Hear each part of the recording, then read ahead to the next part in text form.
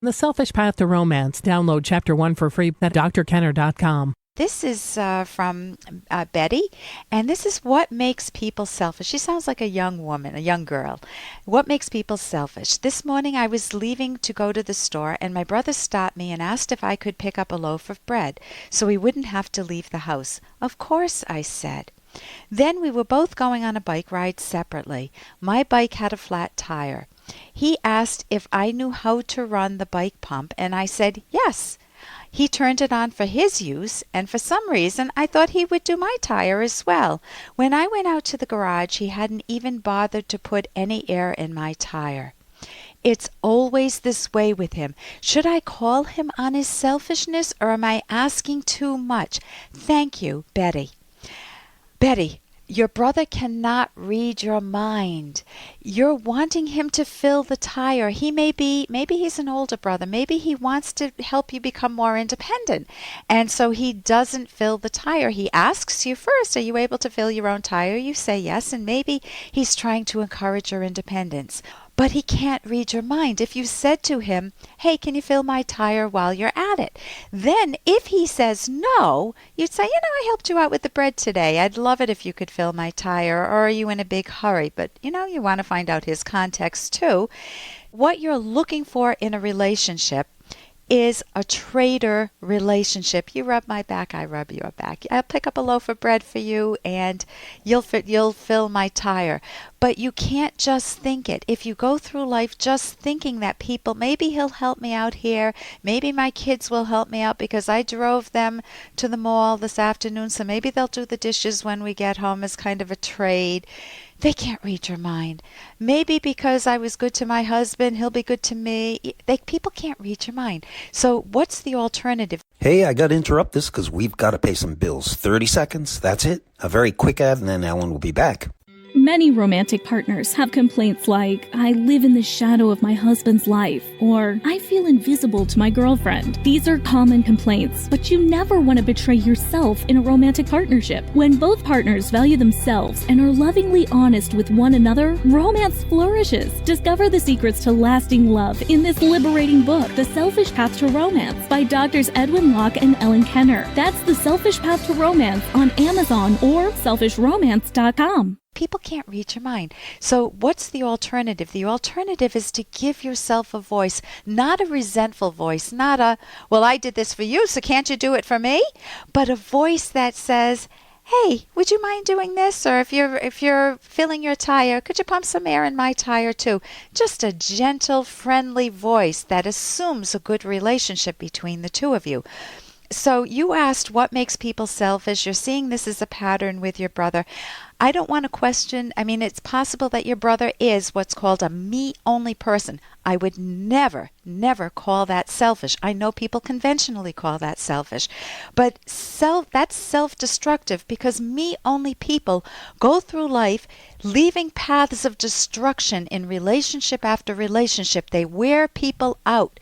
But let's give your brother the benefit of the doubt here. Let's say he's a good person and he just doesn't play the mind-reading game.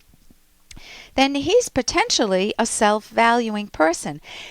The alternative to being a self-destructive person, that me-only person, or being being a selfless person, expecting him to read your mind and being the martyr, being the do-gooder, and then being resentful of everybody else because you've trained them that you don't want them to do anything for you, but you're going to do for them. The alternative to that is having what I mentioned, that trader relationship. It's a rational selfishness. And there is actually a book, The Virtue of Selfishness, that I highly recommend. It's by my favorite author, Ayn Rand, Ayn-Rand. It's not the selfishness you think. It's at my website, drkenner.com. And I am wanting you to be able to develop a good relationship with your brother, if that's what you want, and if he isn't a me-only person. So I wouldn't call him on his selfishness. You're not asking too much either.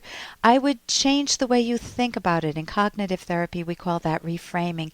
And look at it from a win-win situation. You'll help your brother out. He'll help you out. Don't be afraid to ask. He's not afraid to ask. Learn from him. And if he says no to everything you ask, check to make sure you're asking it in a nice voice, not a resentful voice, not a wimpy voice. And then you can stop doing for him. If that's the way he wants to design the relationship, then don't make yourself into a martyr. And here's a little more from Dr. Kenner. I got another email, a very unusual one.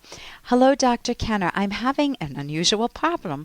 Every day when I go to brush my teeth, I get nauseous and sick to my stomach. Sometimes I even vomit in the sink. I cannot even stand to look at someone brushing their teeth in front of me or on TV. I tried using a tongue scraper, trying different toothpaste, and I am so frustrated because I cannot clean my teeth correctly. Please help me. The problem seems to be getting worse. Mary.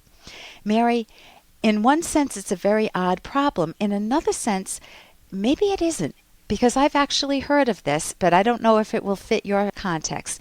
You want to first do the detective work. You want to ask yourself a lot of questions. When did I always have problems brushing my teeth, or did it begin at a certain age? What's my first memory of it? What images, if I allow them to come to mind, come to mind? What thoughts, what feelings? Obviously, you're triggering your autonomic nervous system. I'm assuming it's not just a gag reflex that's, some quirk. You can ask your dentist and rule that out medically.